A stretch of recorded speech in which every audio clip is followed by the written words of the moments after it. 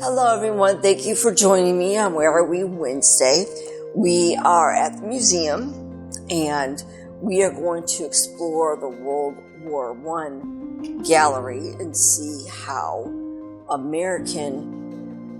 Americans got into the war and also touch on some local people and some local things that are of interest in this section.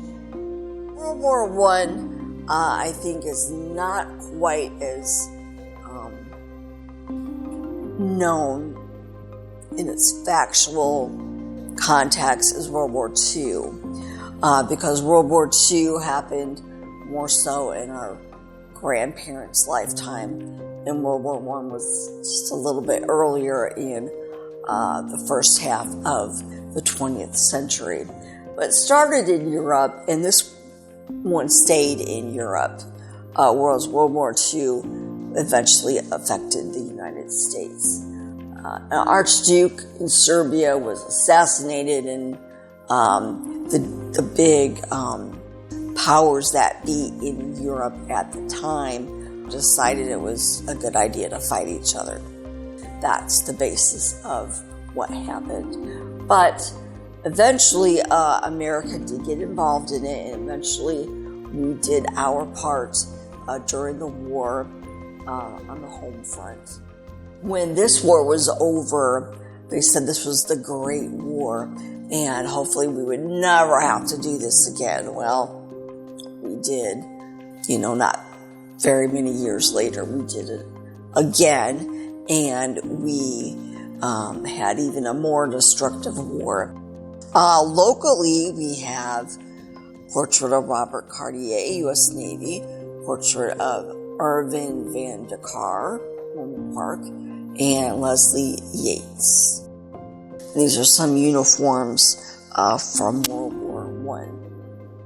World War II, there was about 20-some years between the First World War and the Second World War, and after being so torn up, Europe actually went into another war.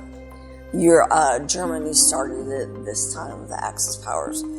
But America still was wary of getting involved in the affairs in Europe.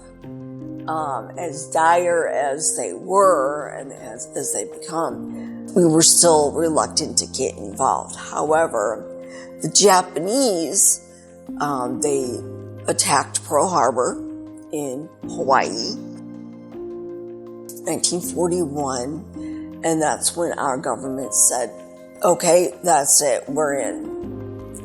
So we were fighting in the Pacific, the Japanese, and we were fighting the Europeans. We were fighting Italy and Germany in World War II. So this war was a little bit more intense because it actually involved Americans in the struggle. So it wasn't just Europeans that we were fighting for.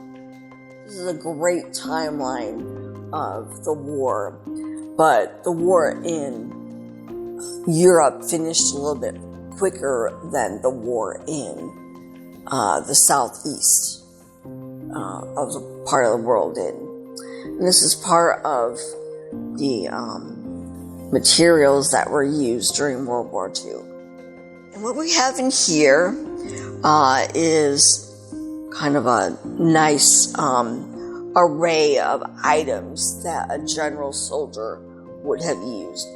You needed one of those hand grenades, because you never knew when you might have to blow someone up. You needed your culinary set to eat with. You needed binoculars to see with, and this would be a mess kit down here. They look a little bit ancient to today's war materials, but they were very, very useful to the men and women back then. On the home front, locally we had a lot of factories, and they would be the Florence Stove Factory did production for the war effort, as well as other factories in the area at the time. Women usually worked in these factories while the men went off to fight in the war. On our home front, I remember my dad told me he was very little that they had war coupons, and you were limited on bread, on meat, milk, things like that locally, that families had to sacrifice. I think one of the slogans was, "Save the wheat, feed the fleet." So we have up here, it said World War II, local production in factories, rationing, shortages, scrap drives, raid shelters, and agriculture. All kind of turned upside down for the years that we entered the war. On here we have Red Cross packages that routinely went to soldiers. We have sugar